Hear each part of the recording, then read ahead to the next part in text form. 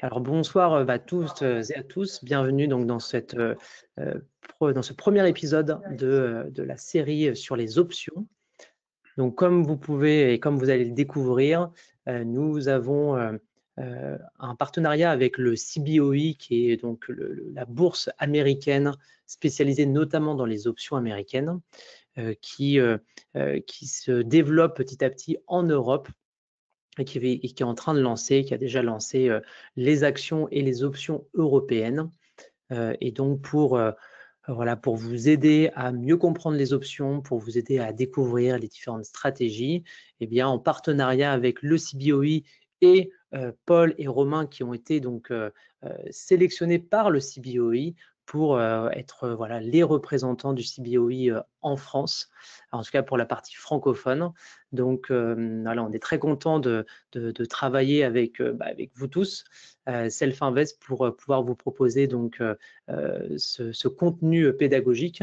Et puis, si vous êtes intéressé donc par les options ou même par les actions sur le CBOE, vous pouvez le faire via notre compte multimarché, donc un compte qui est en marque blanche avec Interactive Broker, plateforme que vous allez certainement découvrir ce soir. Donc cette série sera décomposée en 3 épisodes. On va commencer donc par les bases et puis on va aller sur des choses de plus en plus compliquées. Donc vous aurez 3 mardis de suite, voilà, une série de webinaires animés par nos amis Paul et Romain. Bienvenue à vous, messieurs. Merci voilà, de venir nous raconter tous vos secrets. Alors, on vous a choisi certainement parce que vous avez lancé récemment les ateliers des options. Vous avez d'ailleurs animé un séminaire avec nous il y a quelques mois de cela à Paris. Donc, voilà, on continue dans cette logique de contenu pédagogique sur les options. Donc, bienvenue à vous. Je vous laisse la parole. Bonne présentation, et puis à toutes les personnes présentes, eh bien, bonne écoute. Si vous avez des questions, évidemment, posez-les. Je serai là pour voilà, les transférer, les transmettre pardon, à Paul et Romain. Merci Raphaël, bonsoir à tous. Merci Raphaël, bonsoir à toutes et à tous et bienvenue. Merci Raphaël de cette organisation. On est ravis de vous représenter et puis de parler aussi pour le CBOE qui est quand même la première place d'option au monde. Donc c'est génial d'être sélectionné pour introduire ce sujet en France que sont les options qui sont trop mal connues et on est ravis d'expliquer, de démocratiser, j'espère, tous les jours. Donc, le but aujourd'hui, ça va être de commencer par une initiation, vraiment, de comprendre les bases, de comprendre les codes, les termes, pour qu'on puisse travailler ensuite et approfondir effectivement au cours des autres webinaires et passer en 3 sessions, mais qui vont être assez denses, à des éléments de compréhension et assez avancés pour bien comprendre l'intérêt, l'utilité et à quoi servent les options et pourquoi est-ce que tous les professionnels ou une grosse partie des professionnels du marché les utilisent, pourquoi est-ce que beaucoup de particuliers les utilisent aussi très naturellement dans des pays étrangers et pourquoi on a moins cette culture-là en France, mais on voit que c'est en train d'arriver, d'être le début d'un raz-de-marée à mon avis, parce que les possibilités offertes par ce marché sont extraordinaires. Vous avez nos CV qui s'affichent à l'écran, je ne vais pas les reprendre en détail. Ce que je peux vous dire, c'est que Paul, qui a fait un travail approfondi de recherche pour devenir trader indépendant, a choisi les options et ça n'est pas pour rien, parce qu'il a trouvé que c'était le produit, le marché sur lequel, puisque c'est un marché sur lequel on pouvait bien créer le plus de stratégies, avoir le plus de souplesse, avoir le meilleur taux de réussite aussi. Donc, et c'est comme ça qu'il est devenu indépendant et qu'il a créer un trading profitable, si je peux dire, avec bien la création de Self Invest il y a quelques années et le fait de former de plus en plus de gens parce que c'était le plaisir de partager aussi, de démocratiser ce marché dont on est convaincu qu'il y a un large potentiel. Quant à moi, j'ai été responsable de ces marchés dérivés pendant plusieurs années chez un courtier, et puis je me suis intéressé à l'analyse graphique et puis on s'est rencontrés il y a un peu plus d'1 an avec Paul et on s'est dit que c'était l'occasion de créer une école de formation, qu'il fallait le faire, qu'il y avait beaucoup à apprendre pour démocratiser. Ceux qui nous connaissent déjà ont déjà compris un petit peu les intérêts des options. Et puis, ceux qui nous connaissent pas encore, sachez qu'il y a beaucoup de contenu disponible sur notre chaîne YouTube aussi, et que on est toujours ravis d'échanger, d'interagir pour pouvoir vous permettre d'apprendre et de comprendre ces différents éléments. Donc, nous sommes tenus, avant de vous parler des belles choses avec lesquelles on peut faire les options, de ce qu'on peut faire avec les options, de vous mettre en garde contre les risques que comportent bien entendu ces marchés. On peut perdre plus que le montant investi sur une option si on s'y prend mal. On peut perdre tout son capital aussi pour les options d'achat. On peut perdre plus pour les options de vente. Je résume un petit peu, mais c'est le cas. Donc, il faut le savoir. Ça doit faire peur, oui, au départ, mais ça doit être aussi une source de curiosité, parce que si on travaille les options intelligemment, au contraire, on maîtrise beaucoup mieux son risque. On maîtrise exactement son ratio risque-rendement parfaitement, plus parfaitement qu'avec des marchés d'actions, puisqu'on peut bloquer strictement ces pertes grâce à la combinaison de positions d'options entre elles notamment. Et c'est ça qu'il faut comprendre. Donc, je vous laisse le temps de prendre connaissance de ce disclaimer. Et donc, voilà, on peut passer maintenant à le guide du débutant et les bases du trading pour les options. Sur ce sujet. Ce qu'on va faire aujourd'hui ensemble, c'est qu'on va apprendre, enfin avoir comme objectif de définir ce que sont les options avec les termes les plus fréquents, parce qu'il y a un vocabulaire. C'est un marché à proprement parler. Il y a quelques règles, quelques éléments à comprendre avant de pouvoir les utiliser. C'est un des rares marchés dont je pense qu'il faut pendant un certain temps faire du paper trading, du trading virtuel, pour comprendre les implications, parce qu'on ne raisonne plus avec les options uniquement en directionnel haussier, baissier, mais on peut aussi raisonner en termes de neutralité, on peut raisonner avec le temps, on peut raisonner avec la volatilité, on va le voir ensemble.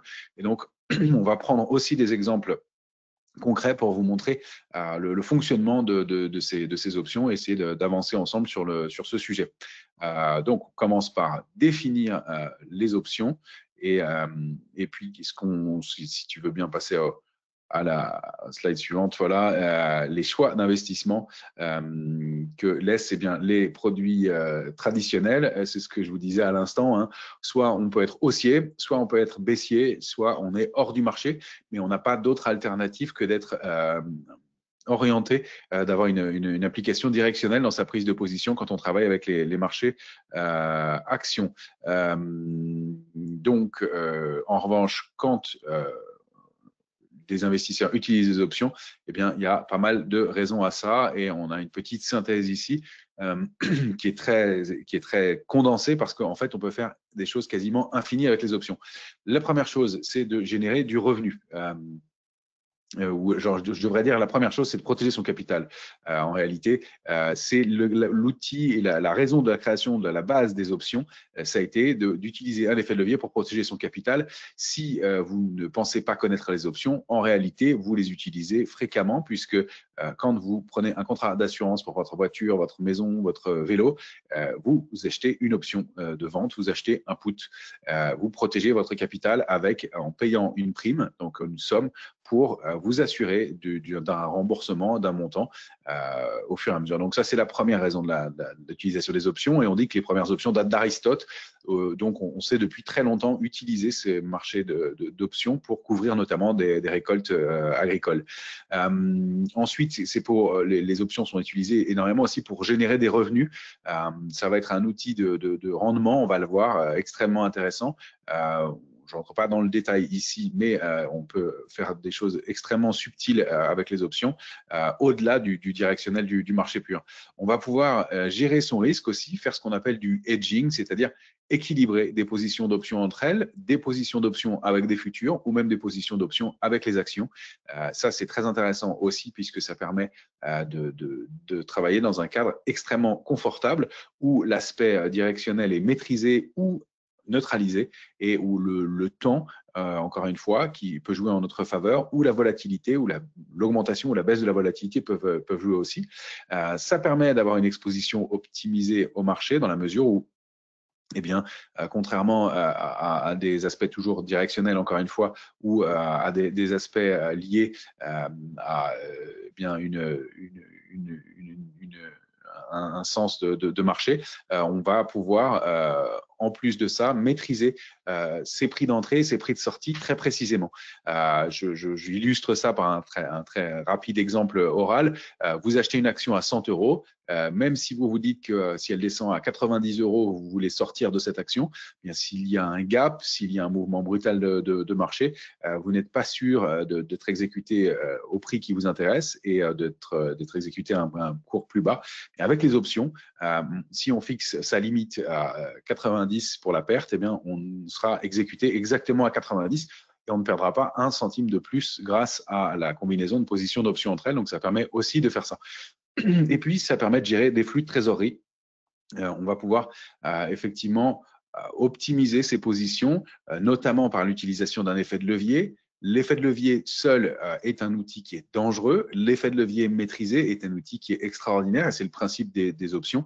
Encore une fois, de pouvoir ne pas se surexposer, conserver de la trésorerie, faire du rendement, multiplier les stratégies, diversifier son portefeuille grâce aux options et tout ça donc en maîtrisant son capital et en n'ayant pas déjà pas nécessairement un capital gigantesque, contrairement à ce qu'on peut penser, et en plus en ayant une maîtrise de ce capital et une possibilité de diversification parce que plus on a de capital, plus il est possible de diversifier. Ça fait partie des éléments sur lesquels Paul insiste beaucoup et qui sont extrêmement intéressants. Il y a des choses assez subtiles à faire de ce côté-là. Voilà, entre autres, ce qu'on peut faire, donc travailler avec le temps, le sens, la volatilité et créer des stratégies qui sont quasi infinies grâce aux options. On peut éviter les ordres stop, on peut gagner de l'argent quand le marché stagne, on peut rentabiliser une ligne de titre, on peut faire énormément de choses. Alors, qu'est-ce qu'une option ?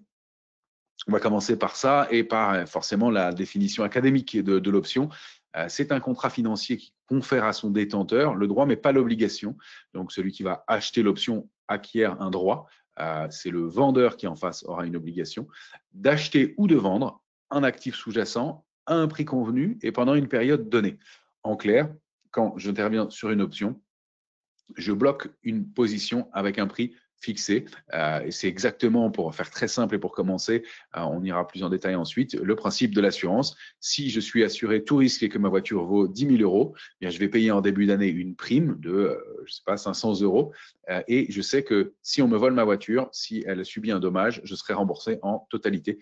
Et voilà. Si en revanche, je décide de m'assurer au tiers, dans ce cas-là, ma prime va me coûter moins cher, mais je sais que je serai moins remboursé en cas de risque. Eh bien, donc, c'est ce contrat qui va être conclu. Donc, vous voyez bien le principe du contrat avec un assureur. Hein. Moi, je vais acheter le contrat d'assurance. En face de moi, l'assureur va me fournir ce contrat et cette garantie moyennant le paiement d'une prime, et ce pour une période, pour un prix fixé, ça va être ce qu'on va regarder en détail, et pour une période donnée. Généralement, on utilise des contrats d'assurance sur un an. On va voir qu'avec les options, on peut faire beaucoup plus de choses. Non seulement on peut choisir l'échéance, on peut choisir le niveau d'assurance, mais dans des proportions bien plus subtiles. On peut choisir le prix, donc par définition, le niveau de couverture ou le niveau d'exposition, puisque ce n'est pas uniquement pour de la couverture. Et puis, on peut le faire aussi dans le temps et surtout grâce aux options. Quand on les maîtrise, et ça ferait partie de l'apprentissage qu'on va vous donner, j'espère ici, on peut aussi se positionner, notamment en tant que l'assureur, par exemple, ou mettre à disposition un bien qu'on ne possède pas. Ça, c'est aussi une des autres subtilités données par les options. Donc, on peut ouvrir un champ de possibles qui est beaucoup plus large parce que c'est le seul marché pour lequel on peut se positionner aussi comme vendeur, non pas en tant que baissier directionnel sur le marché, mais comme opérateur qui va encaisser la prime en question. On avancera au fur et à mesure sur ce sujet-là. Alors, je vais laisser la parole à Paul qui va nous donner les éléments de base du choix et de la flexibilité qu'offrent les options. Alors, avec les options, vous avez deux types d'options. Vous avez donc les calls et les puts. Et donc, on peut se positionner en tant qu'acheteur de call. Donc, c'est ce que vous avez à l'écran. Et là, c'est qu'on a une anticipation qui est haussière sur l'actif sous-jacent en étant acheteur de call. Pardon, voilà. Mais on peut également acheter un put pour cette fois-ci être baissier au niveau de l'actif sous-jacent. On peut vendre un call, et c'est là où on rejoint ce que disait Romain, c'est-à-dire que où on est acheteur des options et on est l'assuré, où on est vendeur des options et on est l'assureur. Et donc, si on vend un call, on va avoir donc une exposition qui est baissière sur le sous-jacent. Et si on vend un put, on a une exposition qui est haussière sur le sous-jacent. Donc on vend, mais on est haussier, on va vous l'expliquer. Oui, donc effectivement, c'est un petit peu ce qui est compliqué au niveau de la compréhension quand on débute sur les options. Donc on se rend compte qu'on a deux types d'options, call put, et on a aussi deux types d'opérations par option, achat et vente. Et donc c'est souvent ce qui est un petit peu compliqué, parce qu'effectivement, on peut avoir donc un billet haussier sur le marché, enfin en tout cas une anticipation haussière sur le marché, mais on peut intervenir du coup de deux façons différentes, où on achète un call, ou on vend un put, ou une combinaison de put. Donc voilà, c'est ce qui est un petit peu compliqué à comprendre au départ. Mais c'est ce que disait Romain tout à l'heure, ça permet vraiment du coup d'être l'assuré et l'assureur. Ça offre un champ de possibilités qui sont, qui ont chacun leurs avantages et leurs inconvénients. Est-ce que Raphaël, tu as des questions depuis le début? Oui, j'ai une question. C'est est-ce que les options du CBOI sont de type ou échéance européenne ou américaine? Alors en fait, le type d'échéance est donné souvent par le type d'actif. Si vous avez des actions, le type est américain, c'est-à-dire que les options sont exerçables à n'importe quel moment.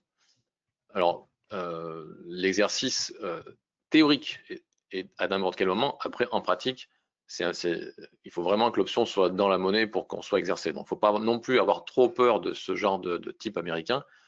Mais voilà, en théorie, on peut être exercé n'importe quand. Et par contre, donc ça, c'est sur des actions. Si on est sur des indices, on est sur des types européens. Donc, typiquement, le CAC 40, le SP500, le VIX, par exemple, ce sont des options de type européen. Et donc, ne pas confondre le type américain et européen avec la zone de géographique, ça n'a rien à voir. Hein. C'est-à-dire qu'aux États-Unis, vous avez des options de type américain, comme les actions, et des options de type européen, comme le SP500, par exemple. Et en Europe, vous avez Michelin, par exemple, une action qui va être aussi de type américain, et le CAC 40 qui va être de type européen. Donc, le type, ce n'est pas une question d'origine, c'est une question d'exercice avant échéance ou pas du tout. Et je veux faire une petite parenthèse puisque Raphaël a dit qu'on vous donnerait des tuyaux dans cette formation. Je te coupe un instant, pardon. Pour bien vous rappeler la distinction entre les deux, les options de type américain commencent, le terme américain commence par AM comme à tout moment. Alors que quand on parle d'options européennes, ça commence par un E comme à l'échéance. Donc pour bien distinguer et comprendre au début les options, pensez américaine exerçable à tout moment, européenne exerçable à l'échéance uniquement. Ce qui ne veut pas dire qu'on ne peut pas clôturer ou ouvrir ses positions quand on le veut. Oui, c'est important de le préciser aussi, c'est-à-dire que dans une option, on va pouvoir rentrer et sortir à n'importe quel moment, puisqu'il y a un market maker qui est là pour assurer la liquidité. Donc c'est comme un futur ou c'est comme un CFD. Quand vous cliquez sur le bouton acheter, vous entrez en position. Et quand vous voulez vous débarrasser de votre futur ou de votre CFD, vous cliquez sur le bouton vendre. Une option, c'est pareil. C'est pas parce que le type est européen qu'on est coincé avec son option. On la vend ou on l'achète quand on veut.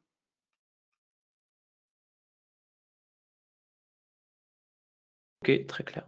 Merci. Alors, au niveau de ce qu'on appelle le langage des options, vous avez souvent affiché sur une plateforme de trading, vous avez souvent ce type d'affichage avec donc différentes, on va dire, raccourcis qui veulent dire donc chaque lettre veut dire ou chaque chiffre veut dire quelque chose. Donc là, vous avez marqué vente 1 LVMH DES 520 C à 1550. Voilà, donc si on vous donne ça comme ça, ça peut vous paraître du chinois, mais en fait, ça veut dire chaque chose veut dire quelque chose, chaque mot veut dire quelque chose. Et donc là, vente, ça veut dire que c'est le sens dans lequel on va prendre la position. Et donc, je vends la position qu'on voit à l'écran. Ensuite, vous avez la quantité qui va être affichée et vous avez le sous-jacent. Donc là, j'ai pris un exemple sur LVMH, l'action LVMH. Donc là, je vends une option LVMH. L'échéance, ça va être le mois de décembre. Donc, on a souvent les 3 premières lettres du mois.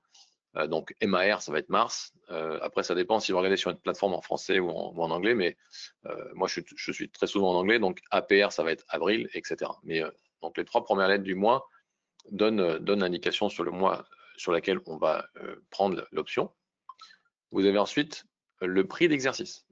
Donc, le prix d'exercice ou le strike, c'est la référence qui vous sert de calcul par rapport à votre prime d'option. Donc, c'est ce qu'on appelle le prix d'exercice. Et ensuite, vous avez le type. Donc ça, on retrouve le type call ou put. Et après, vous avez la prime. Donc, maintenant, quand on sait ça, on voit de quoi on parle, on sait de quoi on parle. Et chaque contrat est spécifique et ils sont standardisés. Donc, ce que vous voyez à l'écran, toute la planète le voit également. Et on parle de la même chose. Quand on fait une transaction avec quelqu'un, on parle forcément de la même chose et on se comprend tout de suite quand on connaît ce qui est écrit, qu'on comprend ce qui est écrit. Mais on parle tous de la même chose. Toute la planète, quand on est sur des marchés centralisés et régulés, on voit la même chose. Et donc, du coup, ça permet de se mettre d'accord plus facilement sur les contrats qu'on va échanger. Voilà, donc là, on est sur la vente d'un call LVMH. Alors, il y a une faute, j'aurais dû changer, c'est pas 115, c'est 520. Décembre à 15,50. Donc 15,50, c'est le montant de la prime.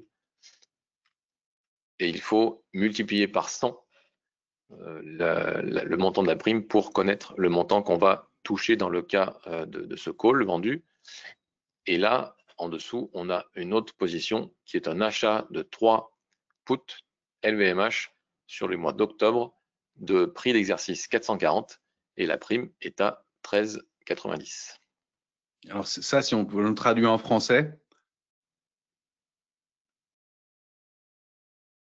Si tu le traduis en français, eh ben, tu achètes 3 puts. Tu achètes 3 puts sur la société LVMH pour le mois d'octobre, l'expiration du mois d'octobre, à un prix d'exercice de 440 et tu payes 13,90 par option. Donc, si tu fais 13,90 par option, tu fais x 100 pour connaître le montant global que tu vas payer, donc 1390. Et comme il y en a 3, il faut multiplier 1390 par 3 pour connaître le montant total que tu vas débourser. Voilà, et je suis assuré au prix de 440. Quand je prends cette position-là, ça veut dire que si LVMH passe sous 440, à l'échéance, moi, je suis sûr de vendre mes actions LVMH à ce prix-là au moins.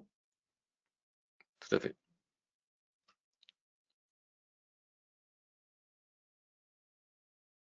Donc là, Romain, tu peux nous expliquer l'exercice, l'assignation et le règlement, s'il te plaît? Alors, le principe de l'exercice assignation, si je suis acheteur de l'option, j'ai acquis un droit. Si je suis vendeur de cette option, je me suis engagé face à l'acheteur. Donc, il faut bien comprendre ces deux types de positions qui ne sont pas le sens directionnel de ce que je vais décider, mais la position que je prends sur le contrat. Et ensuite, je peux avoir une option d'achat ou une option de vente, un call ou un put. Donc, je peux être acheteur de call, acheteur de put, vendeur de call, vendeur de put. Suite à ça, pour les options, on l'a expliqué juste il y a quelques instants, de type américain, elles peuvent être exercées à n'importe quel moment avant l'expiration. C'est-à-dire que si je suis dans la monnaie, on va revenir sur ce point-là dans quelques instants, s'il y a un intérêt pour l'acheteur de l'option de l'exercer, eh bien, il peut décider d'obliger le vendeur à assumer son contrat, à réaliser son contrat et donc à, selon la position qu'il aura prise, livrer les actions ou acheter les actions. Ça n'est pas le cas pour les options de type européen, donc comme on l'a expliqué juste précédemment, qui ne peuvent être exercées qu'à l'échéance. C'est-à-dire que si je veux prendre livraison de mon gain sur des options en règlement en cash, donc de recevoir la somme ou de recevoir livraison des actions sur les options dont le règlement livraison se fait en action et en titre ou sous forme de futur, là, je dois attendre l'échéance pour le faire. Mais, encore une fois, je peux ouvrir et fermer ma position d'option à n'importe quel moment de sa vie. Donc, si je vois, par exemple, que je risque d'être exercé et qu'on s'approche de mon prix d'exercice sur une position, eh bien, je peux décider de déboucler ma position avant ça pour ne pas courir le risque d'être assigné si je suis vendeur ou d'avoir la possibilité d'exercer mon option si je suis acheteur. Donc, le vendeur est assigné, l'acheteur exerce l'option. Il faut bien distinguer le vocabulaire entre les deux. Pour le règlement livraison, on a commencé à l'évoquer aussi. Il peut être soit physique, c'est-à-dire qu'on va recevoir réellement l'actif sous-jacent.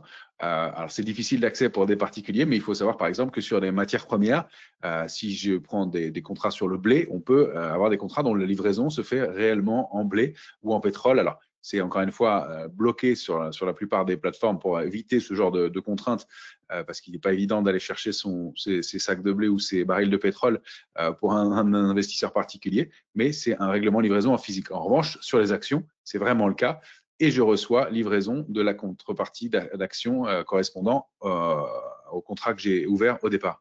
Et puis, il y a le règlement livraison en cash, on va dire en anglais cash settlement.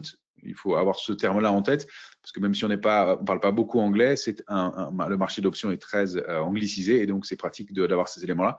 Donc, cash settlement, ça veut dire que dans ce cas-là, c'est le gain ou la perte en espèces qui vont m'être crédités ou débités au moment du règlement livraison de l'opération.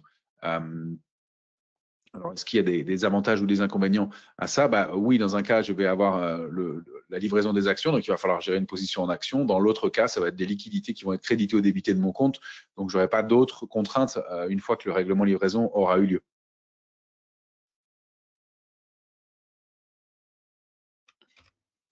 Voilà, donc si on revient sur le langage des options, on a donc la quantité, donc c'est le nombre de contrats d'options, que ce soit des calls ou des puts que l'on va acheter ou que l'on va vendre. Alors, ce qu'il faut bien comprendre, c'est quand vous avez une chaîne d'options sous les yeux, vous voyez donc le prix de l'option, et vous avez donc aussi la quotité. Donc, sur les actions, c'est 100. C'est-à-dire qu'une prime d'option qui est affichée, mettons, à 2 $, pour connaître le montant qu'on va devoir débourser ou toucher, on va faire 2 fois 100. Ça va nous faire 200 $. Tout à l'heure, dans notre exemple avec LVMH, on avait des primes de 13,90.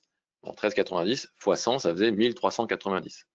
Donc là, LVMH, c'est une grosse valeur, donc une grosse prime, donc ça peut paraître des montants qui sont importants, mais en fonction du sous-jacent et donc de la taille du sous-jacent, si c'est Michelin, par exemple, ce ne sera pas du tout la même chose que LVMH. Et donc, le montant qu'on va avoir affiché sur la prime, ça va être peut-être que quelques centimes, par exemple 0,50 centimes. 0,50 centimes, il faudra quand même faire x100 pour connaître le montant qu'on va devoir débourser ou toucher. Et 50 centimes x 100, ça fait 50 €. Donc, on peut vraiment avoir, en fonction du sous-jacent, des primes qui sont plus ou moins élevées. Donc, la taille du contrat, c'est 100 par action. Et après, il y a des choses qui sont un peu plus complexes, comme des indices parfois, ou des matières premières, où là, c'est différent. Si je prends l'indice CAC 40, par exemple, la quotité, c'est 10. Donc, quand je vois un contrat CAC 40 à 7000 points, en fait, on va être sur un notionnel de 70 000 €. Donc, une prime du CAC 40 qui va afficher, mettons, 100 points, et ben 100 x 10, ça fait 1000 €. Donc, une prime du CAC 40, ça peut être 1000 €. Voilà, donc c'est exactement ce que je viens de dire. Donc, la prime totale, c'est la quantité fois la quotité et fois la prime. Voilà. Donc, et la valeur notionnelle, c'est la quantité fois la quotité et le prix d'exercice.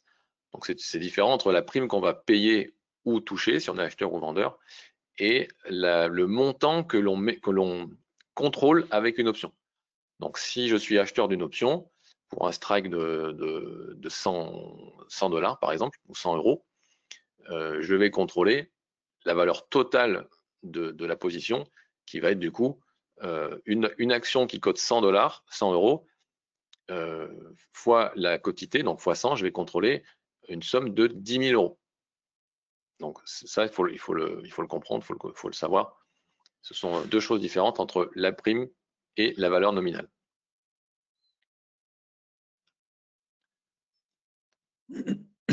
Voilà, donc là, on est sur, encore une fois, donc l'exemple de tout à l'heure sur LVMH.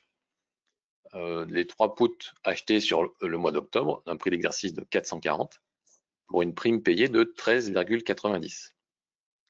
Donc, on voit bien que la prime totale, c'est 3 fois 100. Donc, 100, c'est la quotité de mon option. Et 13,90, c'est la prime que je paye. Donc, 3 fois 100 fois 13,90, ça fait 4170. Alors, si je veux me protéger en achetant ces 3 puts sur LVMH, ça va me coûter 4170 €.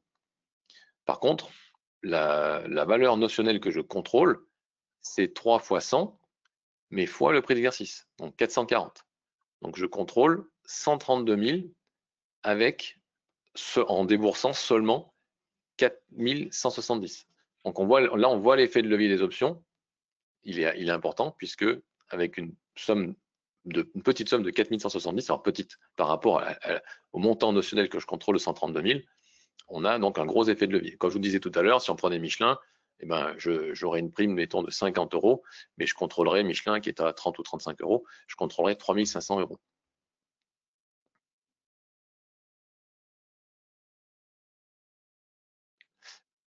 Alors, dans une prime d'option, là c'est un petit peu la partie compliquée de la prime d'option. Une prime d'option, donc, elle a ce qu'on appelle une valeur intrinsèque et elle a une valeur temps. Donc, tant qu'elle n'est pas à expiration, elle a une valeur intrinsèque et une valeur temps. Quand elle arrive à expiration, elle n'a plus que de la valeur intrinsèque. Donc, c'est où elle vaut quelque chose, ou elle vaut 0. Donc là, ce que vous avez à l'écran, c'est est-ce que mon option est dans, à ou en dehors de la monnaie. Donc, si une option, elle a de la valeur intrinsèque, elle est dans la monnaie. Parce qu'en fait, elle vaut quelque chose. Si elle est en dehors de la monnaie, elle n'a aucune valeur intrinsèque. Donc, il faut imaginer, quand vous voyez une prime d'option, alors là, j'ai pas d'exemple tout de suite sous les yeux, il faudra que je le montre tout à l'heure. Ce sera un peu plus clair avec un exemple sur une plateforme. Mais quand vous voyez une option, il faut imaginer qu'elle arrive, si elle arrivait tout de suite à expiration, qu'est-ce qu'elle vaudrait? Donc, si, encore une fois, si elle était dans la monnaie, elle vaudrait quelque chose. Si elle était à la monnaie ou en dehors de la monnaie, elle vaudrait 0. Donc là, la formule qui est marquée ici, c'est le S qui est ici, c'est le sous-jacent. Et le K, c'est le strike. Donc, quand vous regardez une chaîne d'options, si le sous-jacent, il est à 100 €, par exemple, et le strike à 90, bon, bah, si je fais 100 moins 90, ça fait 10. Alors 10, est-ce que c'est supérieur à 0? La réponse, c'est oui. Ça veut dire que mon option, elle est dans la monnaie, elle a de la valeur intrinsèque. Si je fais j'ai un sous-jacent à 100 et que j'ai un strike à 110, je fais 100 moins 110, ça fait moins 10. Moins 10, c'est inférieur à 0. Donc, ça veut dire que mon option, elle est soit à la monnaie, si je fais 100 moins 100, ça fait 0. Donc là, je suis à la monnaie. Si je fais 100 moins 105 ou moins 110, ça fait moins 5 ou moins 10. Là, je suis en dehors de la monnaie. Donc ça, c'est un petit peu ce qui est la partie un petit peu technique de l'option. C'est l'idée que est-ce que mon pari, entre guillemets, est réalisé ou non. C'est-à-dire que si je suis acheteur de l'option et que je suis en dehors de la monnaie, mon option n'est pas exerçable et donc mon pari n'est pas réalisé. Tout à fait. Et donc, pour les puts, on va faire le calcul dans l'autre sens. On va partir du strike de l'option. Donc, si j'ai un strike à 110 et que mon sous-jacent il est à 100, 110 moins 100, eh ben, ça fait une valeur qui est supérieure à 0, ça fait 10. Donc, c'est-à-dire que mon put, il est bien dans la monnaie. Et inversement, si je fais 100 moins 90, alors, attendez, j'ai pas dit de bêtises il y a 2 secondes, 100 moins 110, non, ça fait moins 10. Donc, on est en dehors de la monnaie, c'est inférieur à 0. Et si je fais 100 moins 90, là, ça fait 10. On est dans la monnaie. Donc, vous pouvez utiliser ce calcul, ce tableau pour faire vos calculs. Mais vous allez voir que sur une plateforme de trading, c'est beaucoup plus intuitif. Et on est directement avec des couleurs. Et donc, c'est plus simple pour comprendre ce phénomène. C'est de la logique.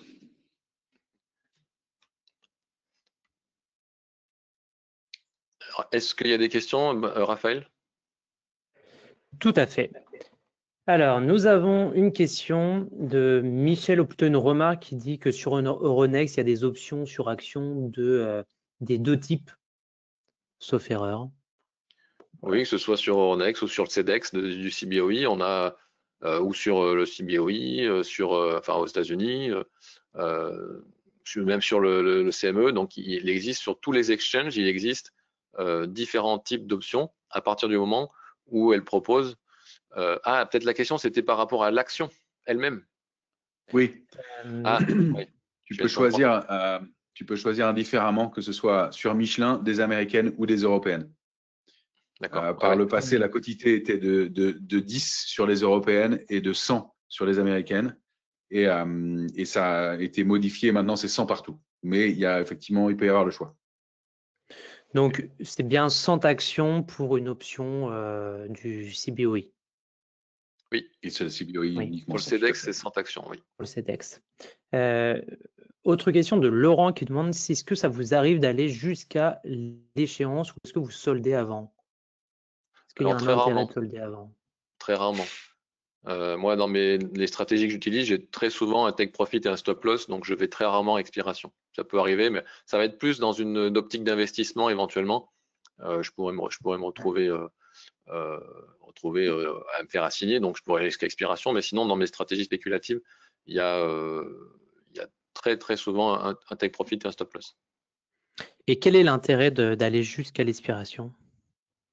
Alors, alors l'intérêt, je le vois plutôt du côté du vendeur. Le vendeur, sa prime à lui, elle est limitée, enfin son gain est limité à la prime qu'il touche. Donc, s'il touche une prime de 5, s'il veut gagner les 5, il est obligé d'aller jusqu'au bout. Il ne pourra pas gagner 5 s'il ne va pas jusqu'au bout. L'acheteur, c'est différent. Lui, son gain potentiel est entre guillemets illimité. Donc, il ne sait jamais trop quand est-ce que son gain peut s'arrêter.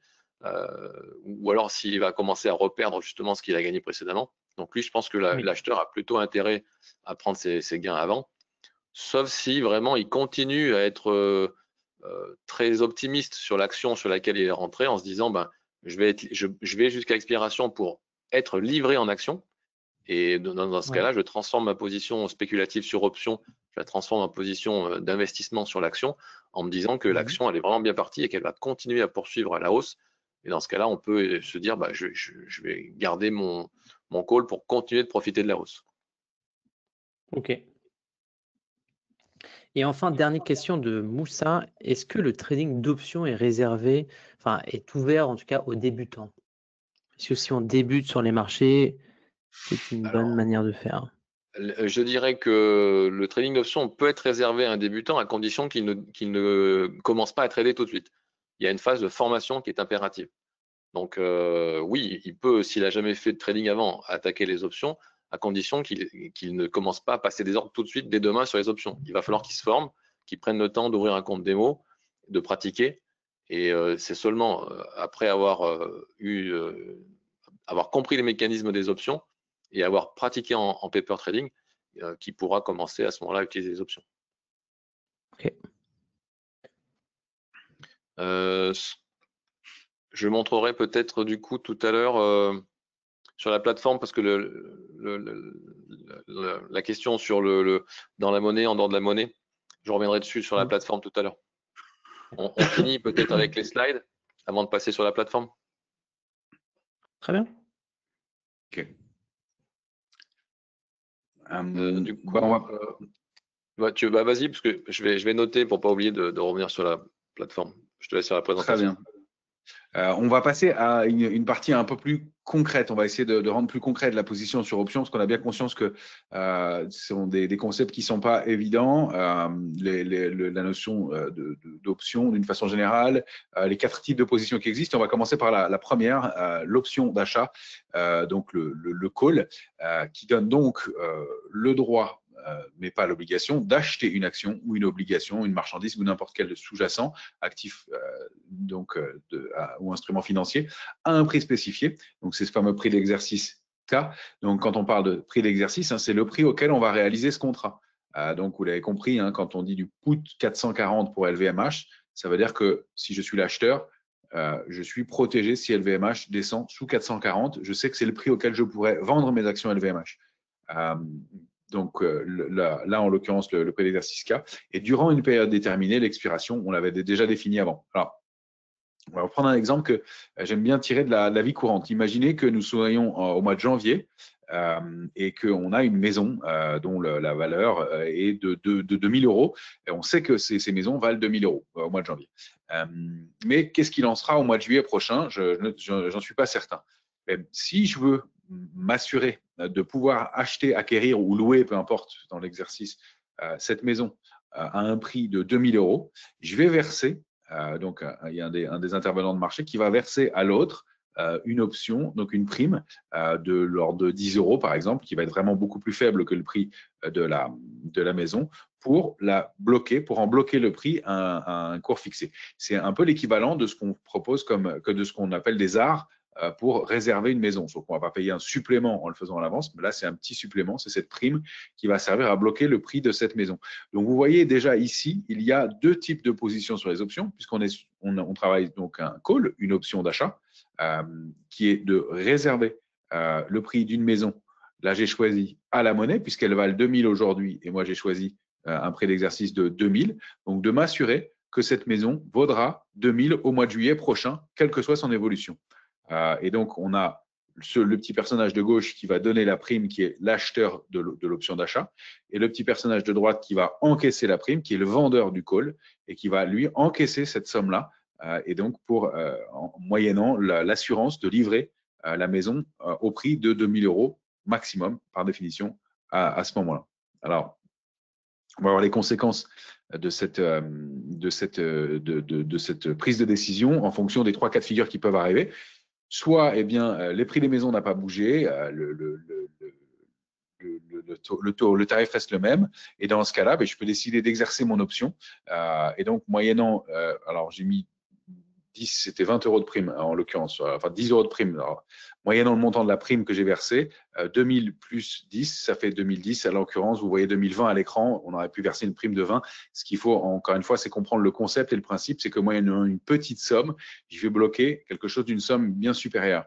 Alors, ça peut avoir un intérêt, si on rejoint le marché des actions, de se dire qu'avec une somme assez faible, je vais pouvoir prendre position sur une beaucoup plus grosse position d'option. Ça peut me permettre d'attendre de recevoir un capital, par exemple, ou de ne pas monopoliser le capital qui pourrait être monopolisé pendant cette période-là pour faire autre chose, et donc de pouvoir avoir une souplesse en termes de trésorerie.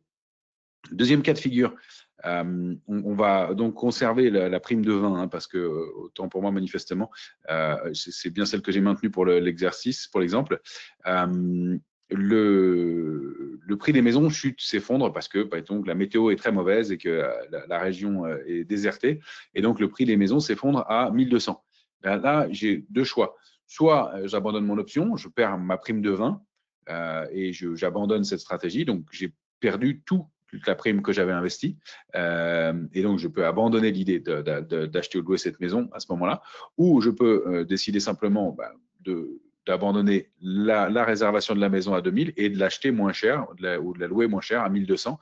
Donc, elle va me coûter 1220. Donc, elle me coûtera un petit peu plus cher, mais je me suis assuré contre le fait qu'elle monte. Et c'est surtout ça aussi. Donc, dans ce cas de figure-là, j'ai la possibilité de l'acheter moins cher. Et puis, mettons que la région soit très à la mode et que les prix explosent. Et dans ce cas-là, le prix d'exercice, le prix d'exercice est de 2000. Moi, j'ai réservé à 2000 quelque chose qui vaut 3500.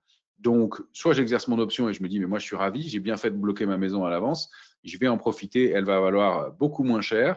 Elle vaut beaucoup moins cher que ce qu'elle vaut aujourd'hui. Donc, moyennant mes 2020, je vais bénéficier d'une maison qui vaut 3500. Ou autre cas de figure, je me dis que je n'ai pas du tout envie d'être dans une région qui est surpeuplée et où il y a trop de monde. Et dans ce cas-là, je peux décider d'encaisser mon gain. Et donc, je vais vendre mon option. Je vais donc encaisser 3500, le prix de la maison, moins le prix auquel j'ai réservé cette maison, donc 2000, moins la prime d'option, et donc encaisser une plus-value qui est substantielle. Alors, dans l'exemple 1480, ce ne sont pas encore une fois les montants qui comptent ici, mais c'est la mécanique et la logique. On voit aussi dans cette structure-là qu'il y a deux cas de figure qui sont assez favorables aux vendeurs de l'option, puisque dans le premier cas, il a encaissé la prime, puisque les prix sont équivalents. Donc, lui, il a gagné de l'argent alors que les prix n'ont pas bougé. Donc, on est dans le cas d'une stratégie où on gagne de l'argent sans que les prix aient bougé. Dans le deuxième cas, les prix des maisons sont effondrés, mais il a quand même gagné la prime encaissée. Et dans le troisième cas de figure, en revanche, là, il est perdant, ce vendeur de l'option.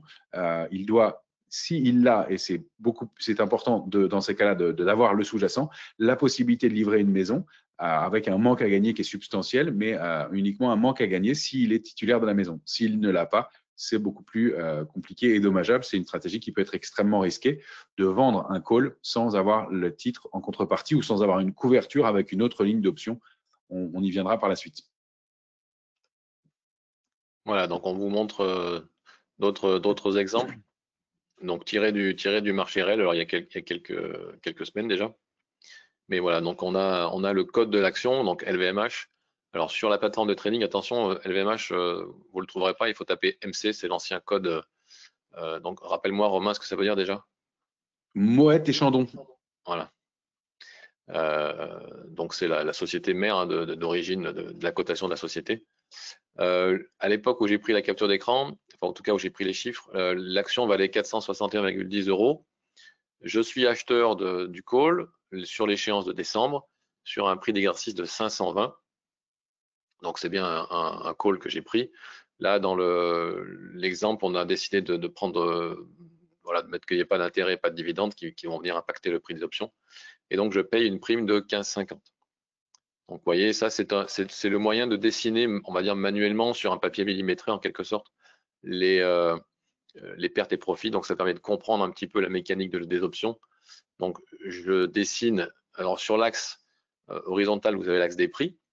Et sur l'axe vertical, vous avez les plus ou moins values éventuelles. Et donc, sur l'axe des prix, je mets un trait à 520 par exemple. Et donc, comme je sais que je vais débourser 15,50, je trace ici la valeur de 15,50. Je vais tracer un prix horizontal jusqu'à 520. Ça va être donc ma perte est capée. Vous voyez, je ne peux pas perdre plus puisque j'ai payé une prime. Donc, c'est le montant de ma perte maximale, c'est 15,50. Et par contre, à partir de 520, comme c'est le strike que j'ai acheté, je commence à perdre de moins en moins jusqu'à arriver à ce qu'on appelle le point mort, qui est de 535,50. Donc ça, c'est le point mort à expiration. Je précise parce que c'est important parce que dans le cours de la vie de l'option, le graphique est différent. Mais à expiration, c'est le graphique qu'on a. Donc il faut vraiment comprendre que si j'achète le call 520, pour le mois de décembre, il faut impérativement, pour que je puisse gagner de l'argent, un minimum, il faut au moins que le cours d'LVMH arrive à 535,50 €. Sinon, bah, mon call, il vaudra 0 et donc je ferai une perte. Et depuis qu'on a pris cet exemple-là, par exemple, justement, puisque ça tombe assez bien, LVMH a beaucoup progressé. Elle a dépassé les 500 €.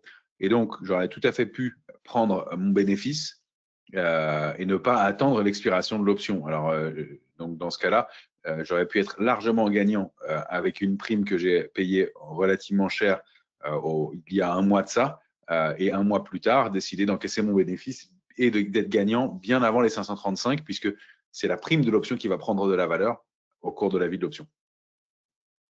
Tout à fait. Et donc après, on voit que le gain, alors la flèche s'arrête ici, mais en fait, la flèche, elle continue. Hein. Après, le gain, lui, il est, entre guillemets, encore une fois, exponentiel. Enfin, pas exponentiel, pardon, il est infini, puisque si l'action monte jusqu'à 700 €, eh ben, je peux comme ça gagner une somme qui est importante. Donc, si pour savoir combien est-ce que je vais gagner, vous faites 700 € moins 520, donc ça vous donne 180 €. Et comme vous avez payé 15, vous enlevez 15 de 180 et donc ça vous donne 165. 165 € fois 100, ça vous donne le montant global du gain. Alors, là encore une fois, 16 500. Pardon 16 500. 16 500, oui, pardon. Voilà, donc vous allez voir les options, c'est des maths, hein, donc si vous êtes fort en calcul mental, ça sera plus simple que si vous avez un petit peu de difficulté en calcul mental. Mais heureusement, il y a des plateformes qui nous donnent des outils qui permettent de faire ces calculs-là. On n'a pas besoin de le faire nous-mêmes, heureusement. Donc là, j'ai un autre exemple où cette fois-ci, c'est différent. Je suis vendeur d'un call. Donc là, je me retrouve, donc c'est l'exemple inverse de tout à l'heure. Tout à l'heure, j'étais acheteur du call 120. Là, je suis vendeur du call, donc je suis l'assureur.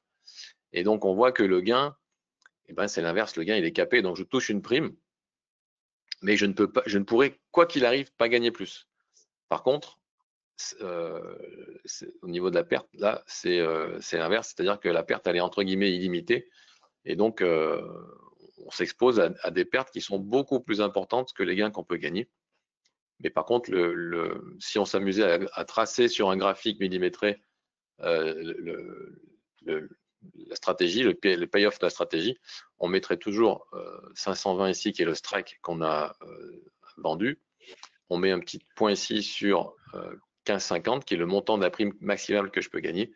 et après, on trace une diagonale. Et donc, le point qui est ici va correspondre au point mort. J'ajoute 520, j'ajoute 15,50 à 520, ça fait 535,50. Donc, c'est mon point mort. Et donc, on voit qu'à partir d'ici, je commence à perdre de l'argent. Et si on finit à 530, par exemple, je vais garder une petite partie de la prime, puisqu'on voit qu'en fait, mon gain il diminue petit à petit.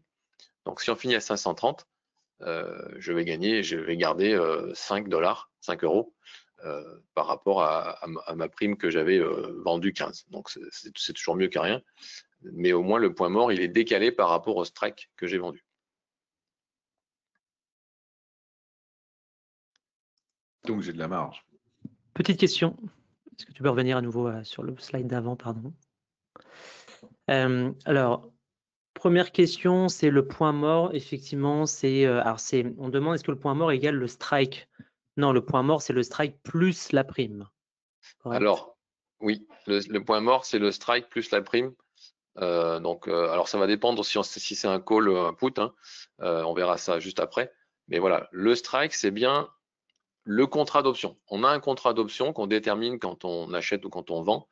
Et donc, le prix d'exercice, c'est le strike, c'est fixe, ça ne bouge pas. Le point mort, lui, il bouge en fonction de la prime.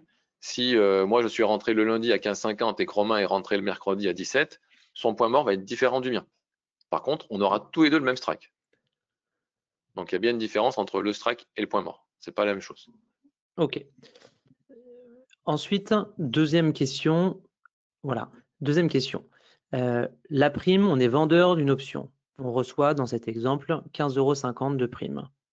À quel moment est-ce qu'on la reçoit? Est-ce qu'on la reçoit maintenant? Est-ce qu'on la reçoit une fois qu'on a clôturé la position?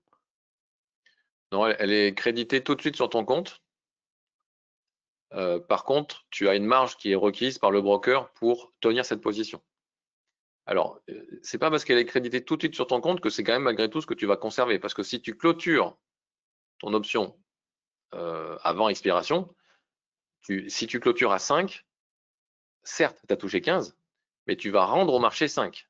Donc en fait, il va rester réellement dans ton compte que 10.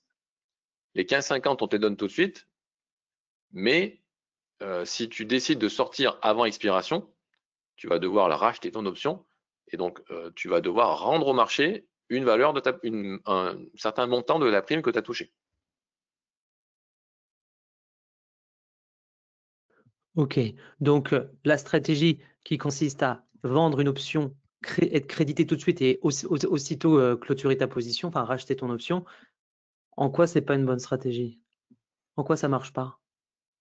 Parce que c'est comme si tu vends un futur. Quand tu vends un futur à 7000 points sur le CAC, par exemple, si tu clôtures tout de suite, la différence de gain, elle se fait sur le prix où tu es rentré et le prix où tu es sorti. Ouais. Une option, c'est pareil, c'est un actif financier qui s'échange et qui a un prix. Tu rentres à un prix et tu sors à un autre prix. Et en fait, ton gain, il est donné par la différence entre le moment où tu rentres et le moment où tu sors. Pour conserver, si tu es vendeur d'options, pour conserver l'intégralité de la prime, il n'y a qu'une seule solution, c'est d'aller jusqu'à expiration. À expiration, là, l'option va mourir et comme tu l'as conservé jusqu'au bout, tu vas conserver l'intégralité de la prime. Mais à partir du moment où tu rentres et tu sors du marché, bah, tu te mets d'accord avec un intermédiaire à un niveau de prix d'entrée et tu te mets d'accord avec un autre intermédiaire à un niveau de prix de sortie. Et donc, ton gain ou ta perte va être la différence entre ton prix d'entrée et ton prix de sortie. Donc tu veux dire par là que si je suis vendeur d'options et j'ai touché 15,50, à l'expiration, on arrive à 533 et je vais jusqu'à l'expiration, je garde quand même 15,50 ou j'ai juste moins? Alors, dans le cas qui est affiché ici, tu as vendu un call. Donc, comme tu le vois, si on monte, c'est pas bon pour toi puisque le gain diminue. Oui. Donc, si on finit à 530 et que tu gardes jusqu'à l'expiration ton call, dans ce cas de LVMH, c'est comme c'est une action, si tu conserves jusqu'à expiration sans rien faire, la réalité c'est qu'on fait que tu es livré. Donc en fait, là on parle même pas de revendre la prime, tu es livré enfin, tu es livré. Ok. Comme tu es vendeur, tu dois livrer toi les actions.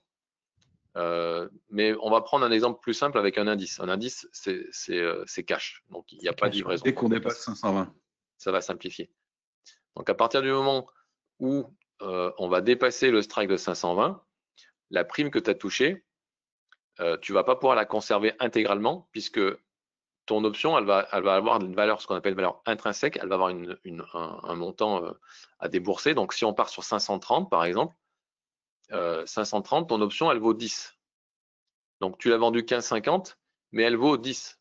Donc en fait, le marché, il va te rendre que 5,50. Hmm. Ton gain, enfin, c'est toi qui dois donner 10 au marché, et donc la différence, ça va être 5,50. Ok. Il faut vraiment voir ça comme ça. Je rentre à un prix et je sors à un prix. Donc, et mon gain ou ma perte est calculé par rapport au prix où je rentre et au prix où je sors. Si je ne sors jamais parce que je vais jusqu'à expiration, eh ben voilà, dans ce cas-là, si on finit en dessous de 520, je vais pouvoir garder la totalité de la prime. Par contre, si on finit au-dessus, il y a un calcul à faire en fonction du prix où termine le sous-jacent.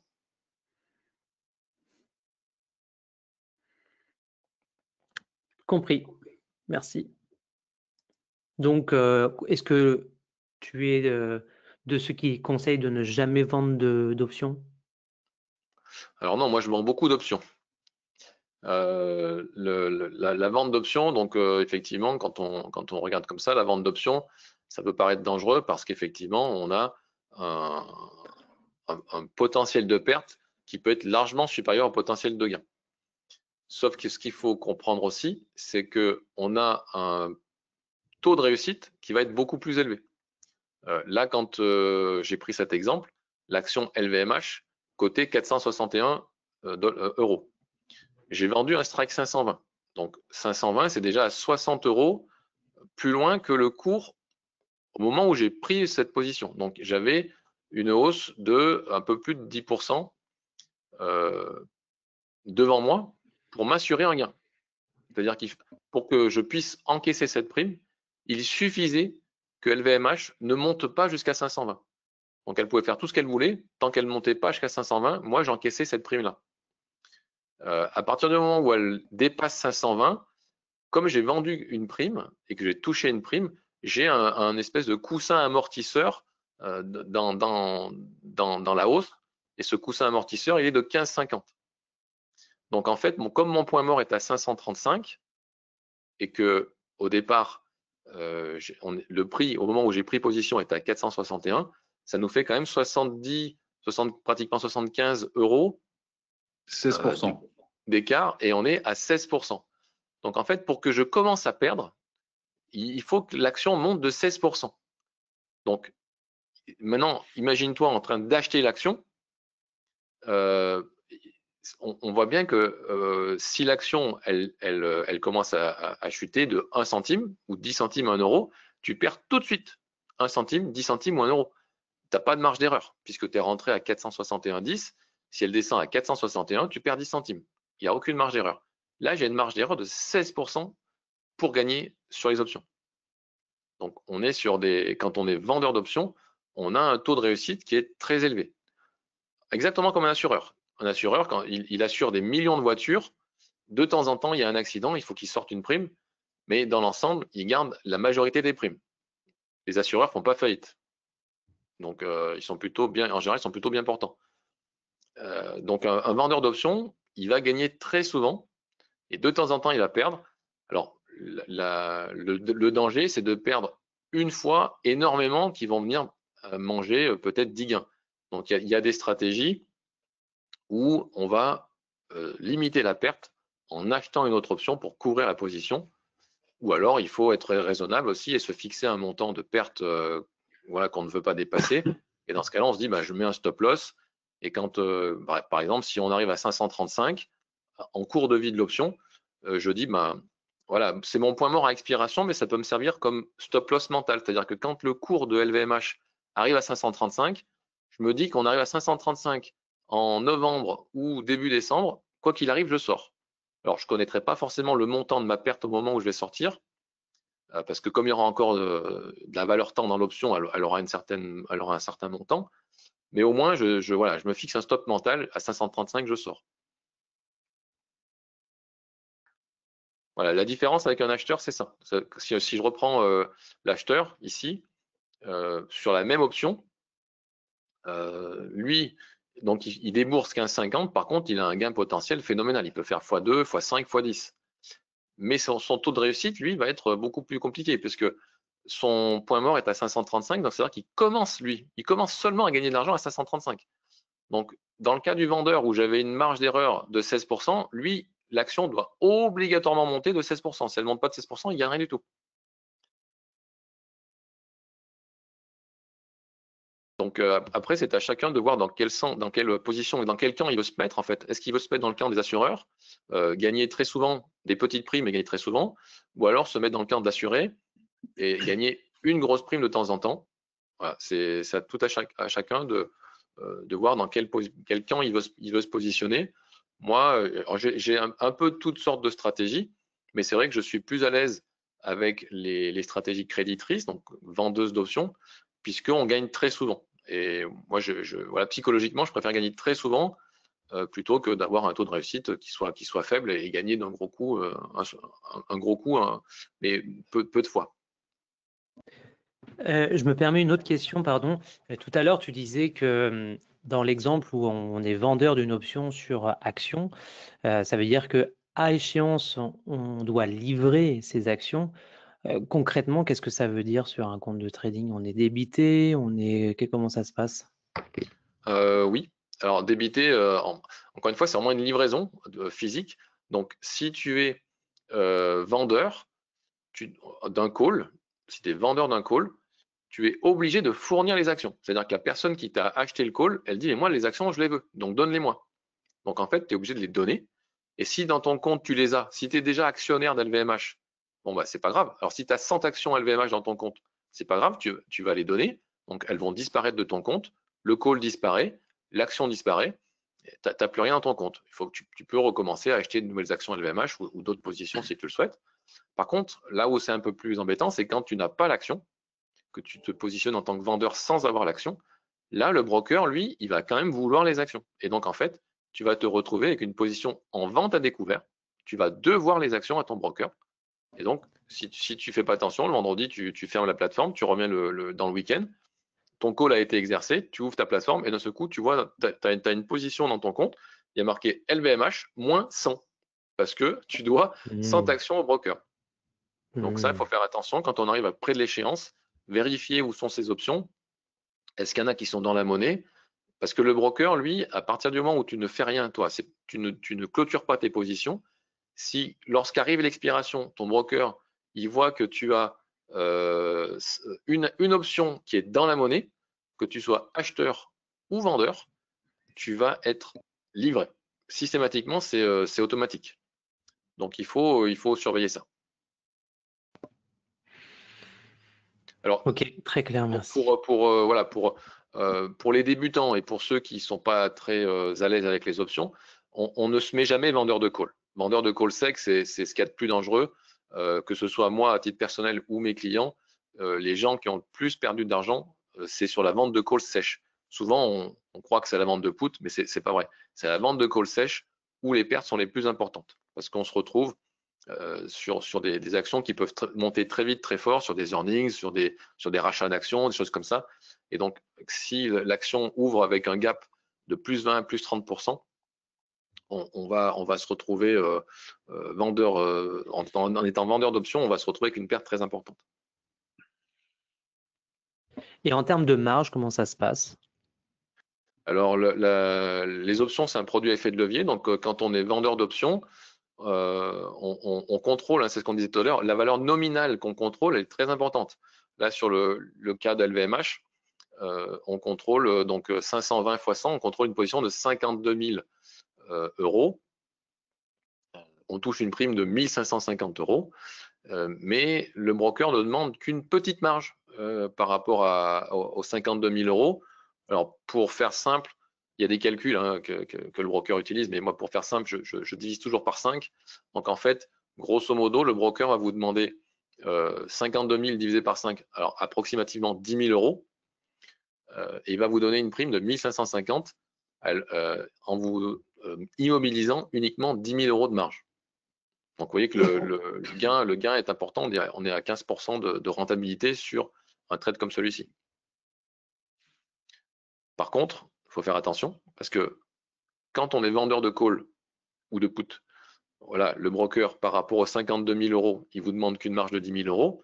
Mais si jamais vous venez à être exercé, le broker va vous demander l'intégralité de la position, donc les 52 000, pour tenir la position. Donc on peut avoir un appel de marge si on n'a pas assez d'argent sur son compte. C'est pour ça que la vente d'options, il faut faire attention. Il y a des règles à respecter, on va dire, des règles de trading. Mais par contre, ça offre voilà, un effet de levier. Donc c'est l'intérêt aussi des options, c'est le levier. Hein, en trading, on a beaucoup de leviers. Les options, il y en a également. On ne s'engage pas à livrer la maison sans avoir soit la maison, soit une protection. Tout à fait.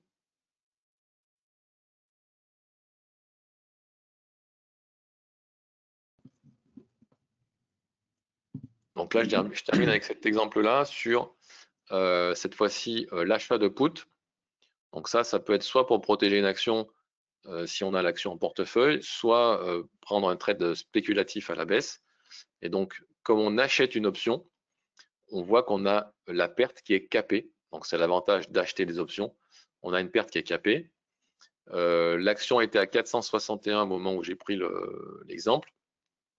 Donc là, j'achète un put de strike 470. Pour calculer mon point mort, on fait comme tout à l'heure, c'est-à-dire qu'on part de 470 et on ajoute le prix de la prime que j'ai payé. Et donc, mon point mort, il est à 452,65. Donc là, on voit que si je veux commencer à gagner de l'argent sur ma position, à expiration, il faut qu'on ait vraiment, vraiment baissé. Alors, pas énormément cette fois-ci, mais il faut quand même qu'on ait baissé. J'ai aucune marge d'erreur, aucun coussin amortisseur. Il faut absolument qu'on baisse pour que mon gain commence à se concrétiser. À l'échéance, mais si c'est dans le courant de la vie de l'option, en revanche, je peux gagner beaucoup. Le montant de l'accélération va être rapide parce que non seulement l'option de vente, le put, va par mécanisme monter avec la baisse du sous-jacent, mais en plus, la volatilité va le faire monter encore plus vite. Tout à fait. Alors très souvent, on montre un graphique de perte et profit à expiration parce que c'est le plus simple à comprendre. Et après, c'est quand on va utiliser un pricer, on va pouvoir après changer la granularité des expirations pour voir un petit peu, pas l'expiration, mais de la date à laquelle on peut faire nos simulations pour voir un petit peu ce qu'on peut toucher ou gagner. Mais quand on débute dans les options, on part toujours du graphique à expiration parce que c'est le plus simple à comprendre pour faire ces calculs de points morts notamment.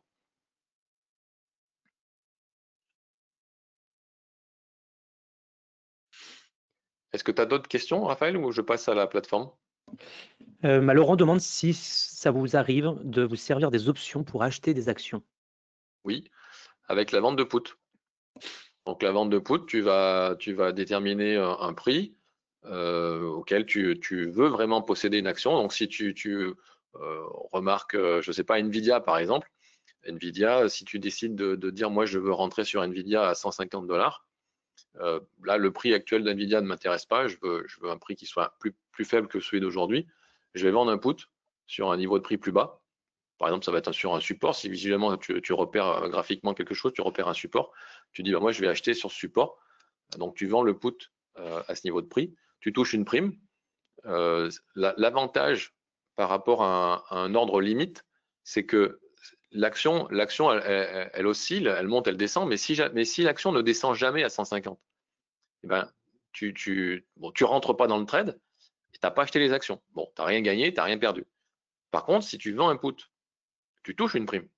Et donc, même si on ne descend pas au strike que tu as vendu, cette prime, elle est à toi. Et donc, tu vas gagner de l'argent même si tu n'as rien acheté. Donc, l'intérêt de vendre des puts, c'est ça, c'est qu'en fait, on va vendre donc un put, on va toucher une prime, et même si l'action ne descend jamais au niveau de prix que j'ai défini, je vais quand même gagner de l'argent. Donc, on est payé à rien faire, en quelque sorte. Et si jamais on achète, eh ben, on a un point mort qui va être un peu plus bas, puisque dans le cas de la vente de put, on va avoir, là si je prends 470, et si j'avais vendu ce put, mon point mort il serait à 470 moins 17,35. Donc ça serait mon point mort en termes de vendeur d'options. J'achèterai l'action à 470, mais par contre, comme j'ai touché une prime de 17,35, on peut considérer que mon point mort il est à ce prix-là.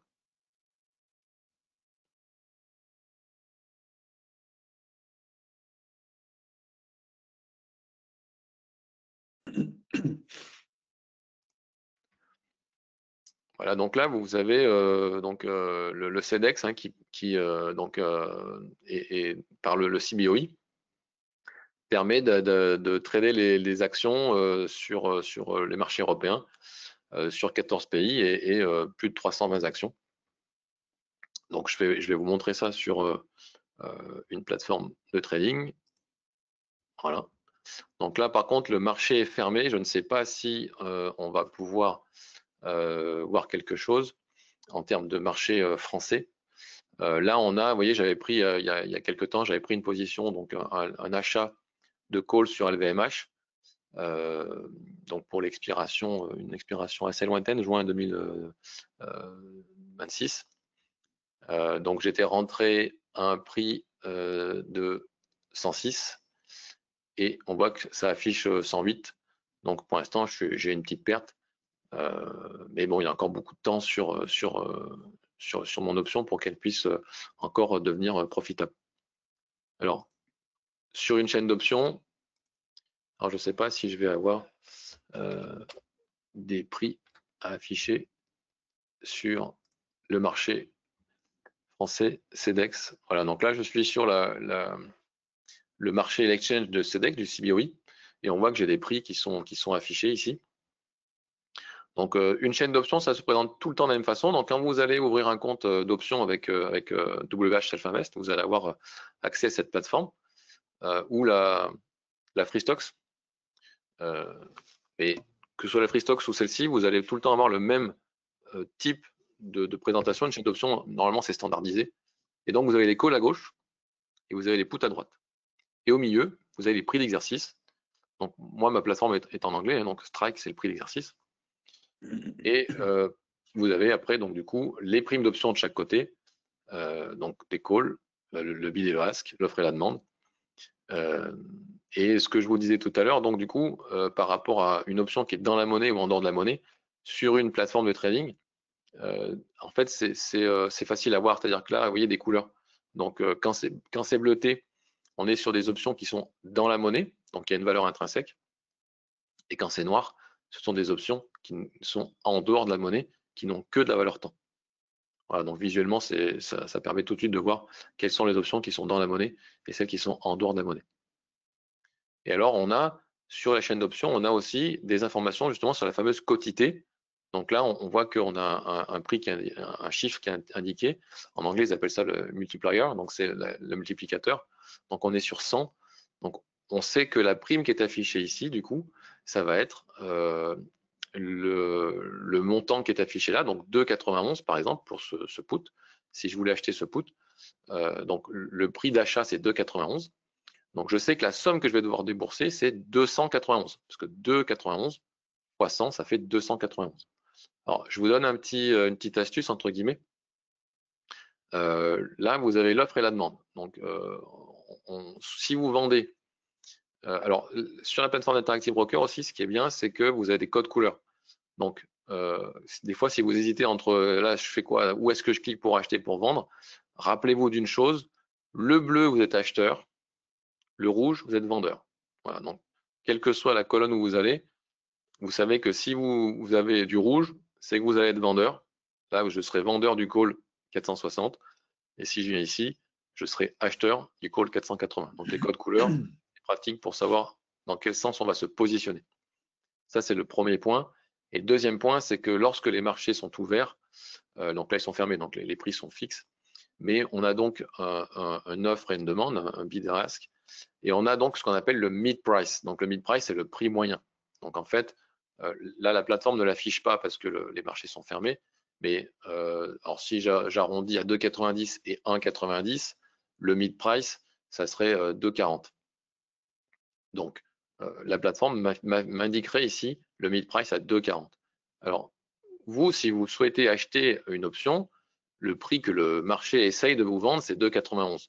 Mais voilà, vous êtes pas, c'est pas parce que le marché vous dit qu'il faut acheter à ce prix-là que vous êtes obligé de le faire. Même, c'est plutôt l'inverse. Il faut essayer d'acheter le moins cher possible. Et donc, quand vous allez vous positionner pour acheter une option ou la vendre, essayez toujours le mid price. Sur un actif liquide, vous allez avoir des chances d'être exécuté. Alors, si mid price il passe pas, donc là j'ai dit 2,40.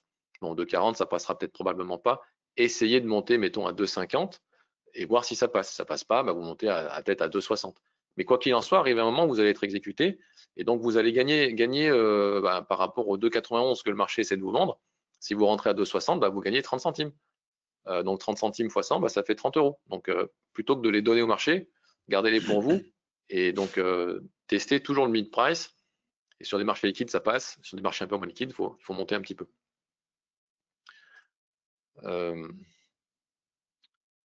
Voilà, donc après, je sais pas trop. Ah oui, si, je voulais regarder l'exemple qu'on avait pris, c'était décembre et le call 520. Le call 520. Il vaut 18,55. Sur l'exemple, c'était un 520. Ouais. Alors, ce qui est bizarre, c'est que là, il est pas coté. Alors, j'avais peut-être pris sur un autre exchange. Peut-être que sur un autre exchange, il y avait une cotation. C'est possible que j'ai pas fait attention à ça. Et donc, du coup, là, on est, on peut pas voir la différence. Mais tu n'avais pas un autre exemple sur le slide avec un put 470? J'avais un put 440. 140. Mais sur décembre aussi? Et il était sur octobre cette fois-ci. Il valait 13,90. Voilà. Mais l'action était à 461, c'est ça de mémoire? Ouais, tout à fait. Voilà. Donc voilà, là on a donc du coup un exemple qui sera plus parlant. Donc l'action a monté, elle a pris 30 $. Donc mon put a baissé. Bah, c'est normal, hein, puisque si j'étais acheteur de put, rappelle-moi le prix s'il te plaît. 13,90. 13,90. Voilà, donc j'ai acheté quand l'action valait 461. J'ai acheté un put qui valait 13. Maintenant, il vaut plus que 4,52. Donc mon scénario baissier s'est pas produit. Je peux décider de clôturer éventuellement, puisque pourquoi attendre l'expiration? Mon scénario s'est pas produit, il y a de peu de chances qu'il se produise. Donc dans ce cas-là, je vais sauver ce qui reste à sauver et je vais encaisser ce qui reste. Et par contre, si j'étais vendeur de l'option, au moment où on a pris l'exemple, eh ben, j'aurais encaissé, enfin je pourrais encaisser maintenant la différence entre 13. Donc c'est ce qu'on disait tout à l'heure, pourquoi est-ce qu'on va dans une vente d'options, comment est-ce qu'on touche les 13? C'est vrai que je les ai touchés les 13 si je suis vendeur du put. Mais par contre, si je décide maintenant de clôturer, de ne pas attendre l'expiration, eh ben, au marché, je vais devoir lui rendre la somme qui est affichée ici. Je vais devoir lui rendre les 4,82. Donc si je lui rends 4,82 au marché, je ne peux pas garder les 13, c'est pas possible. Je vais faire la différence entre 13 et 4,80. Et si je veux garder les 13 absolument, si j'y tiens absolument, je vais être obligé d'attendre encore 38 jours. Il n'y a qu'au bout de 38 jours où je vais pouvoir encaisser la totalité de la prime.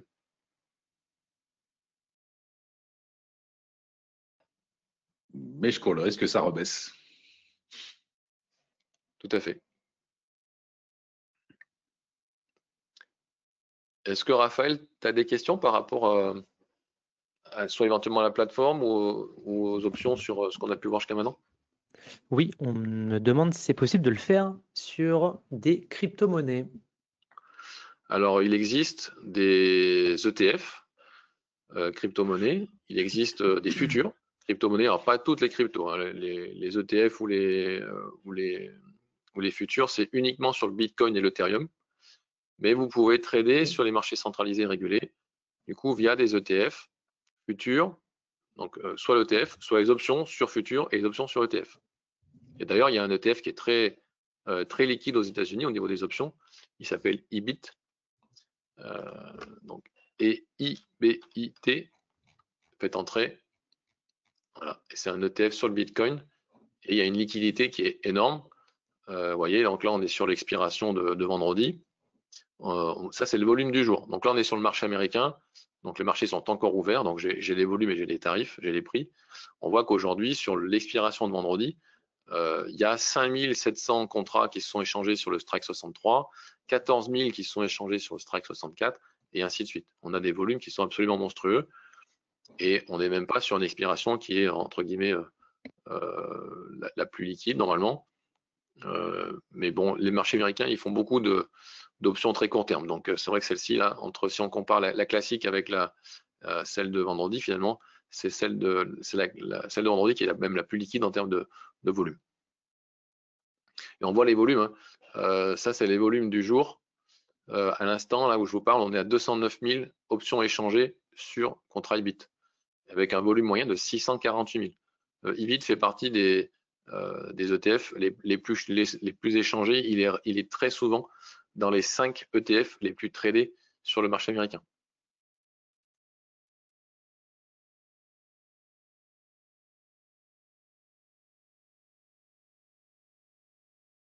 Est-ce que tu as d'autres questions? Oui.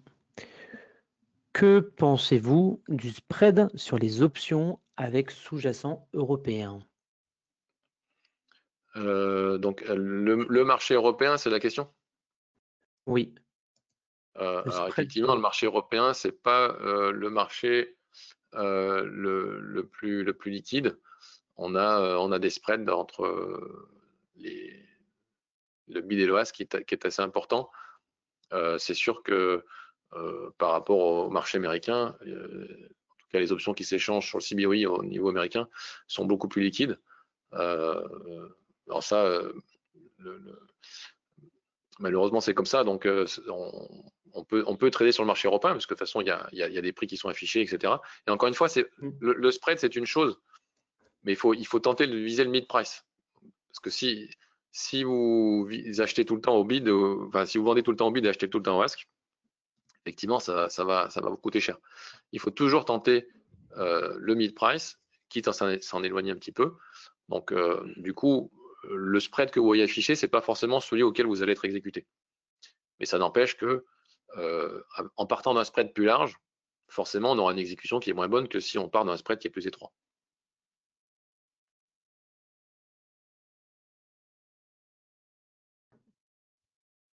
Ok.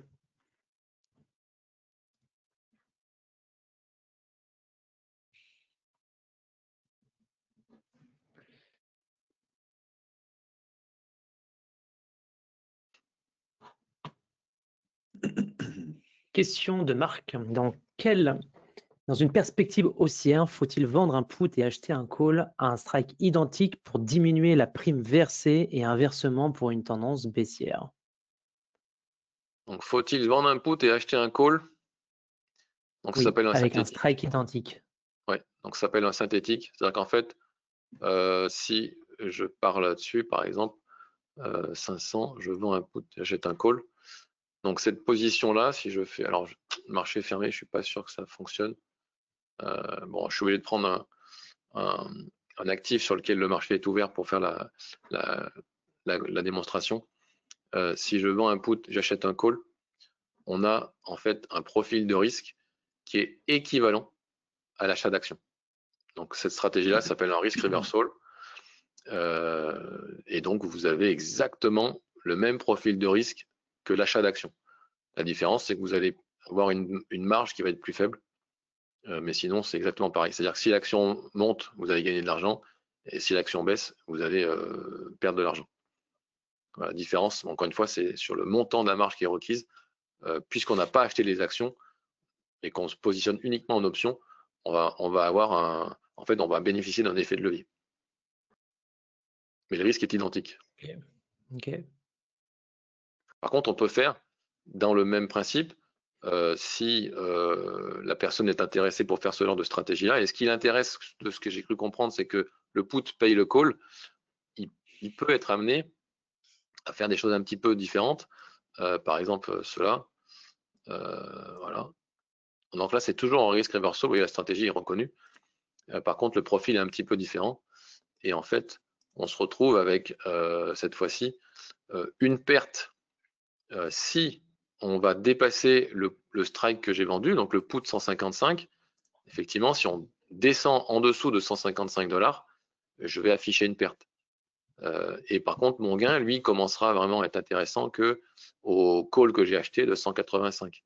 Mais on voit qu'en fait, ici, le trait horizontal, il est au-dessus de la ligne du 0. Le 0, c'est mon point mort.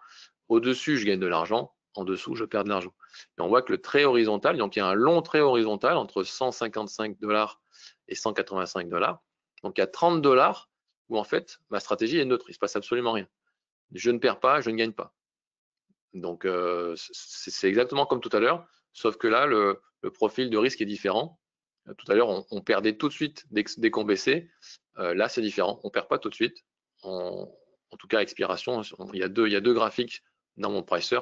Il y a le graphique en très fort, qui est en très continu, qui est donc à expiration. Et vous avez un graphique en pointillé, qui est à l'instant T et qu'on peut déplacer en fonction de la date. Donc, si je dis, bah, tiens, dans 10 jours, qu'est-ce que va donner ma stratégie? Et ben, le pointillé, lui, si vous avez fait attention, il a changé de forme légèrement, alors que mon trait continu, lui, n'a pas bougé du tout.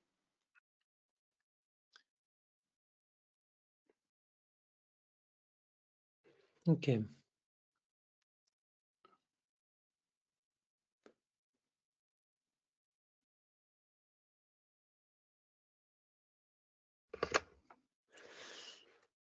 Alors, Laurent se demande où s'affichent les positions. J'imagine que ça doit être sur la plateforme. Tu dois avoir.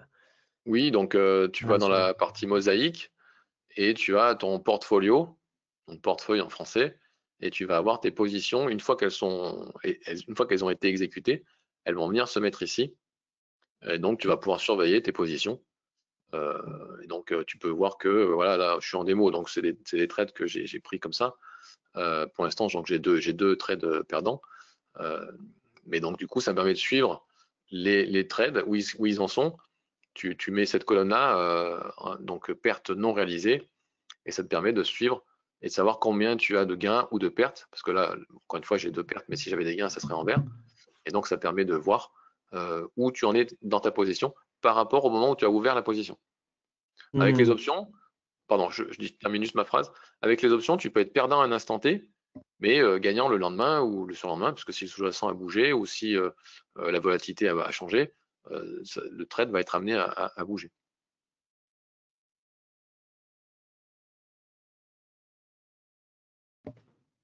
Ok, merci. Question de Samuel, est-ce que vous pratiquez souvent le wheel stratégie et est-ce rentable à long terme? Alors oui, c'est une stratégie qui est très connue des investisseurs américains. Hein. Donc la wheel stratégie, c'est-à-dire qu'en fait, je vends un put, quand je suis assigné, le broker me livre les actions et derrière, je vais vendre un call. Donc pour toucher. Quand on vend un call et qu'on a les actions, ça fait un petit peu l'équivalent d'un dividende. On dit qu'on loue les actions ou ça fait l'équivalent de toucher un dividende. Donc moi, je trouve que c'est une stratégie qui est très intéressante, puisque on va optimiser son rendement, parce que quand on a l'action, il y a deux façons de de gagner de l'argent avec l'action. C'est soit elle monte, soit elle est stable et on touche un dividende. Là, avec les options, il y a une troisième façon, c'est qu'on va aussi toucher une prime. Et donc, si on choisit bien ses strikes et on choisit bien ses expirations, on peut toucher des primes presque tous les mois. Alors, il n'y a que si l'action explose à la hausse où on va devoir rendre les actions, donc on a un manque à gagner. Voilà, ça se défend, hein, mais je ne sais pas vous, mais moi, quand j'achète une action, elle ne monte pas forcément tout de suite du jour au lendemain à 10%. Et donc, le fait de vendre un call, ça permet de toucher une prime. Et sur le long terme, c'est une stratégie qui est vraiment très intéressante puisqu'on va vraiment toucher tous les mois des primes. Et encore une fois, quand on vend un put, c'est ce que je vous expliquais tout à l'heure, quand on vend un put, donc si je reprends ici mon Nvidia par exemple, on est sur octobre, tout à l'heure je disais 150 $. Voilà, donc là sur 38 jours, je peux toucher à peu près 1,80. 1,80 fois 100, ça fait 180 $. Donc 150 $, l'action Nvidia, elle ira peut-être jamais. Enfin, en tout cas, dans les 38 jours qui restent, elle ira peut-être pas du tout. Donc, si je mets un ordre limite, je ne serai jamais exécuté puisqu'on n'est jamais allé taper les 150. Par contre, le fait de vendre un put, quoi qu'il arrive, c'est sûr et certain, je vais toucher 180 $. Donc, pour moi, je trouve que c'est quand même une stratégie qui est intéressante. Ça permet de faire rentrer du cash tous les mois. Et une fois qu'on a l'action, on fait la même chose. On va vendre un call. Donc, en imaginant que là, j'ai l'action en portefeuille. Bon, là, on voit qu'il y a un call qui est vendu, par exemple. J'ai vendu le strike 200. Bon, ben, si dans les 38 jours, on ne monte pas à 200, je vais garder les 54, 55 $ qui sont affichés. Donc, faites le calcul, le nombre l'argent que je vous ai montré, fois le nombre de primes que vous pouvez toucher tous les mois. Pour moi, oui, c'est une stratégie qui est très intéressante et qui est pratiquée par tous les investisseurs américains. Il faut savoir que aux États-Unis, ils ont un compte qui est l'équivalent de notre PEA à nous. Ça s'appelle l'IRA. Et dans leur compte PEA, ils peuvent vendre des options. Donc, c'est quelque chose aux États-Unis qui est très fréquent et utilisé par tous les investisseurs. Donc, voilà, je pense que c'est pas pour rien.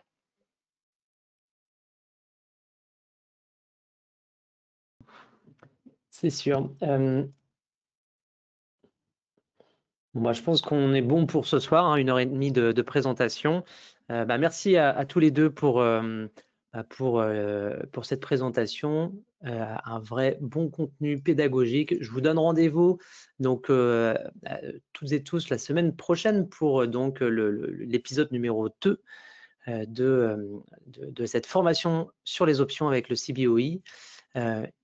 Bonne soirée à tous et puis rendez-vous donc semaine prochaine. Bon trading à tous.